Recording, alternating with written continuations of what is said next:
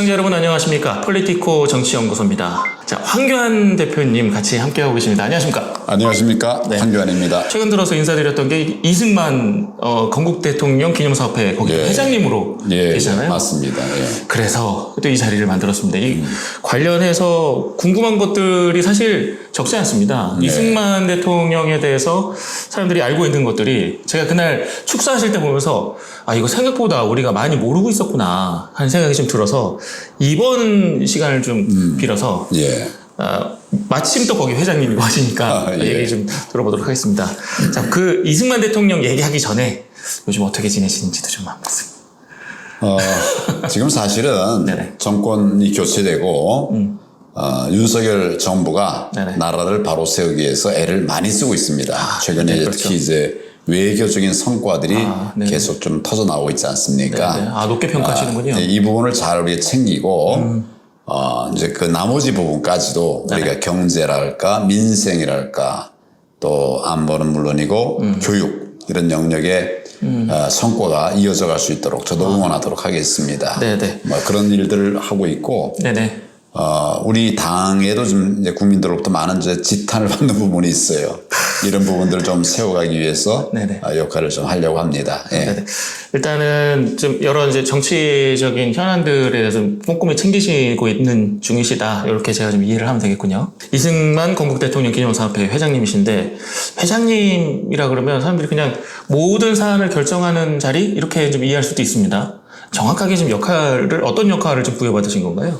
많은 대통령이 있지만 건국을 한 대통령은 없지 않습니까? 그래서 건국 대통령 네네. 이승만 대통령의 기념사업회를 이제 진행을 하고 있는데 근본적인 기틀을 세운 분에 대해서 너무 폄훼가 있다라고 하는 생각을 갖고 있었기 때문에 제가 어려운 여건이지만 수락을 했습니다. 네네. 근데 이승만 대통령 기념사업회는 굉장히 거창한 것 같지만 사실은 조직이 굉장히 슬림합니다. 사람이 없어요. 그래서 뭐 이거 세우고 저거 세우고 하기도 어려웠을 겁니다. 제가 12대 아마 회장으로 알고 있는데 네네. 회장이 주로 이제 역할을 했고 사무총장 뭐 그게 보직이 거의 모두예요. 고문, 네네. 고문 있죠. 그다음에 정책위원 있죠. 뭐 그런 정도. 그 나머지는 아주 굉장히 슬림합니다. 그래서 이 이승만 건국 대통령 기념사업회의 대표가 된 뒤에 우선 뭐 회원들이 돈 내는 회원들이 87명밖에 없어요. 아, 의외네요. 이거 8만 7천 명이 돼도 부족할 텐데, 그래서 제가 이제 이래서 안 되겠다. 우리 이승만 건국 대통령 기념사업회에 네네. 사업도 100배, 또 사람도 100배, 재정도 100배, 네네. 다 100배로 늘리자. 이런 제가 아젠다를 던졌습니다. 그러니까 지금 이제 우리 회원들은 그 87명으로부터 지금 이제 1,300명 좀 늘었죠. 사업은 이제 많이 늘진 않았습니다만은 의미 있는 사업이 이제 이승만 대통령 기념관 만드는 것은 우리 수건 사업이었는데 이제 그것이 잘 진행되고 있어서 뭐 이런 측면에서 이승만 대통령의 위상이 제자리를 찾아가야 된다. 이런 생각을 하고 노력을 하고 있습니다. 기념관 뭐 말씀하신 김에 그럼 좀 더 얘기를 좀 이어가면 기념관이 그래도 윤석열 정부 들어와서 재추진되고 있다고 제가 들었는데 맞습니까? 그 제가 회장을 맡고 나서 이제 취임 인사를 하고 이러는데 주변에서 다들 뭐냐면 이승만 기념관을 좀 만들어 달라 이런 얘기를 하더라고요. 이승만 기념관. 그래서 제가 그러면 예산은 얼마나 드냐? 아무도 대답하는 사람이 없어요. 너무 많이 들어서 그런가? 어디가 좋으냐? 그랬더니 그 현충원 말고 하여튼 갈 수 없는 데를 얘기를 하더라고요.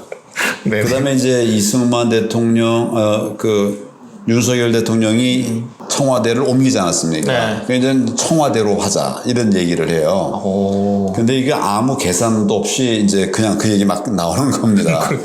그래서 내가 아니 예산도 모르고 어떻게 기념관을 짓겠냐 이렇게 해서 이제 먼저 VR 기념관을 만들었습니다. 이건 이제 몇십억 정도 드는 걸로 해서 VR 기념관을 만들어서 국민들에게 좀 알리면서 또 이제 우리 목표는 1차적인 목표는 이승만 대통령 기념사업회의 건축이라고 그래야 되나요? 건설이니까 제가 이제 보훈처장관, 네네. 박민식 보훈처장관이 임명된 뒤에 제가 보훈처장과의 만남을 통해서 따로 좀 만나서 제가 설명을 좀 했습니다. 우리에게 5가지 사업이 필요하다. 네네. 이승만 대통령 기념사업, 네네. 에서 기념관 반드시 필요하다. 재정 지원을 좀 해달라. 이런 얘기를 쭉 이제 했습니다. 건립에 대해서는 우리가 얘기한 것보다 훨씬 더 크게 큰 틀의 기념관 구상을 윤석열 정부가 마련하고 박민식 장관이 그것을 받아들여서 추진을 하고 있어서 아주 잘 될 것 같습니다. 그럼 이번 정부에서 처음으로 이제 추진하는. 그렇죠. 그동안 말만 있었어요, 그동안은. 그러니까 말은 있다가 이제 본격적으로 된 게 지금 이러군요. 그러니까 재추진이라고 이렇게. 재추진이라고 말하기는 어렵고. 그런가요? 말이 있었을 뿐이에요. 그리고 이제 해외에. 추진이라는 말을 붙이기도 어렵구나. 그렇죠. 해외에 작은 기념관이 있었는데, 그건 이승만 기념관이라고 말할 수가 없고요. 그러니까 이거 사실은, 추진의 노력을 하던 중에 이제 큰 성과가 난 거죠.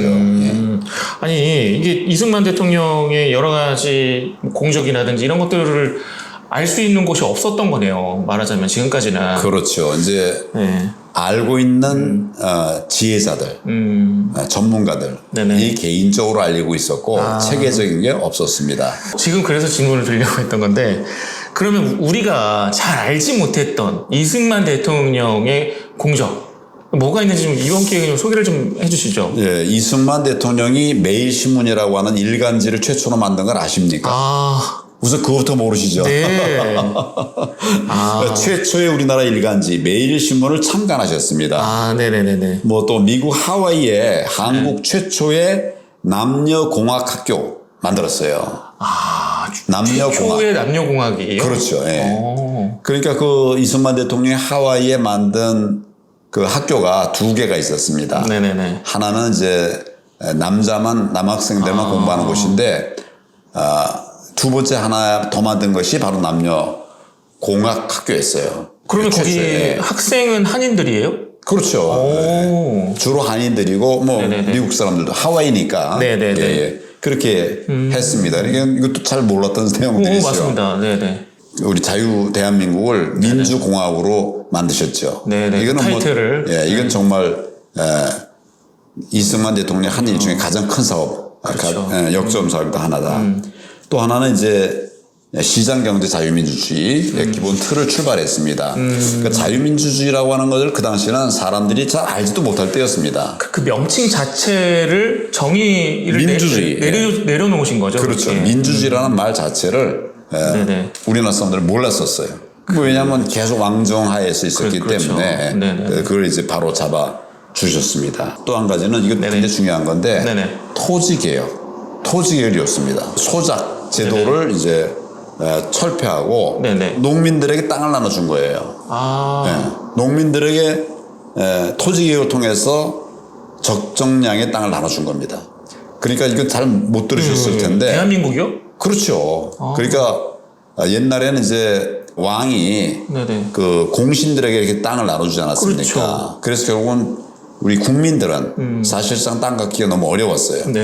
그리고 이제 이거를 우리 일제 하에서도 그냥 계속 그런 식으로 진행됐었었는데 이승만 대통령이 소작 제도를 폐지하고 그 다음에 토지개혁을 이루어가지고 개인들에게 땅을 줬습니다. 농사가 시작됐습니다. 이게 어떤 의미가 있는가 하면 6.25 전쟁이 터지지 않았습니까? 군인도 준비 안 됐는데 이 농민들이 나선 거예요. 땅 안 뺏기려고. 땅 안 뺏기려고.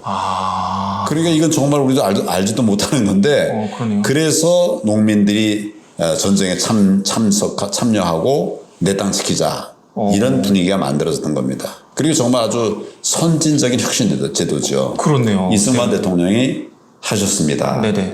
그리고 전쟁 중에도 직선제, 민주주의의 틀을 만드셨어요. 이것도 이승만 대통령이 하신 거고요. 반공포로 석방은 다 아시죠? 그렇죠. 이건 굉장히 국제적인 센세이션을 일으킨 것인데 그랬고요. 굉장히 많이 적어놓으셨네요. 아, 이렇게 몇 개만 많구나. 스킵해가지고 몇 가지만 말씀드리는 겁니다. 네네. 한 2개만 더 해주시죠. 뭐. 충주 비료공장 이분이 만드셨어요. 또 문경 시멘트 공장, 인천의 판유리 공장. 결국 우리 소재들을 만드는 그런 작업을 하셨는데 출발하셨는데 일상생활에 집 짓고 유리창 달고 농사 지을 때 비료 그렇습니다. 뿌리고 이런 것들을 처음으로 그러니까 대량 생산해서 우리가 대중화시켜야 된다 뭐 이런 그렇죠. 느낌이네요. 공장을 만들어 간 거니까. 그리고 하나는 원자력 연구소를 설립하기도 했어요. 지금 이제 그런 것이 기반이 돼서 네. 원전이 만들어지기로 한 것이죠. 네네. 그리고 인하대학교 이분이 만드셨어요. 인하의 뜻 아시죠? 뭡니까? 인천, 네네. 하와이. 아, 인천 하와이. 그게 인하예요.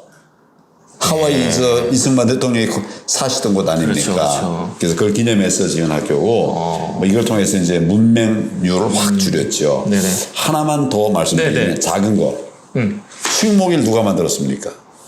아, 식목일. 이승만 대통령이 만들었어요. 그러니까 정말 많은 일을 사회 곳곳에 해내셨습니다. 우리가 이승만 정신 그러면 뭐 간단한 게 아니고 그러냐고. 그리고 또 이제 쉽게 폄훼하는 건 말이 안 됩니다. 우리 많은 공적들이 있는데 그 중에 과오가 있다고 해서 대통령 자체를 폄훼한다면 대한민국은 어디서 나왔습니까? 그리고 또 그렇죠. 중요한 것은 이승만 대통령은 말 그대로 건국 대통령입니다. 지금 이제 이 종북 좌파 정권에서는 네네. 건국을 이승만 대통령 한 것이 아니다 이런 얘기를 하고 있거든요. 네네. 말도 안 되는 소리예요.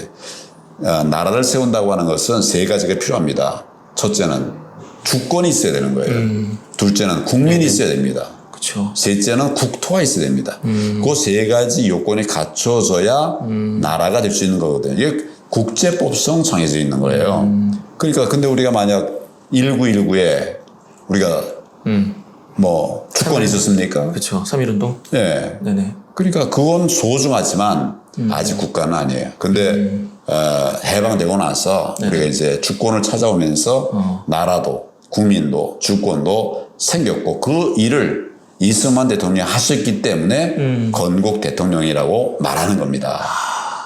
아, 저는 너무 재밌는데요. 이거 우리가 너무 그동안 아무렇지 않게 받아들였던 게 이승만 대통령이 다 시작한 거였다는 게 너무 의외네요. 그래서 좀 더 제가 여쭤보면 사실 이승만 대통령에 대한 이 평가가 사실 저는 이제 어디서부터 이게 어긋났나 사실 싶을 정도인데 방금 말씀하셨던 거에 좀 기반한다면 지금 종북좌파 얘기하시잖아요.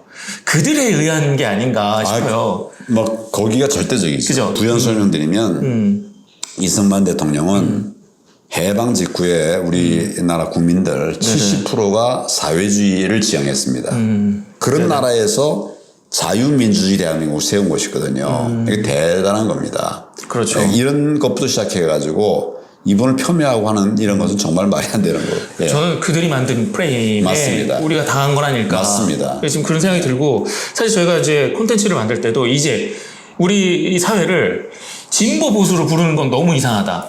좌파. 그 종북 좌파가 있을 뿐이다. 그들을 진보로 포장하는 거는 그들이 만든 교육 체계에 우리가 속아 넘어간 건 아닐까? 맞습니다. 저는 자꾸 그런 생각이 들어요. 그래서 대표님도 늘 이제 말씀 속에 그들을 진보라고 부르진 않잖아요.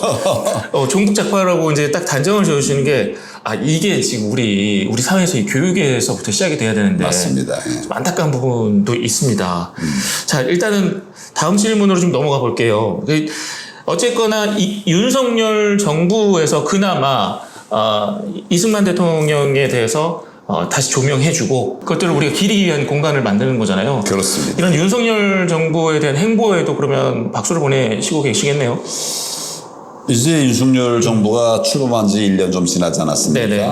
그동안에 우리의 무너졌던 틀들을 세워가고 있습니다. 네네. 무너졌던 틀. 첫째는 안보. 안보 완전히 무너지지 않았습니까? 지금 좀 많이 세워지고 있는 것 같죠. 그렇죠. 예. 네네네. 최전선에 네네. 여러 방어 시스템들도 다 무너져 버렸고 또 북한이 하는 것은 뭘 해도 다 이렇게 변호하던 이런 나라.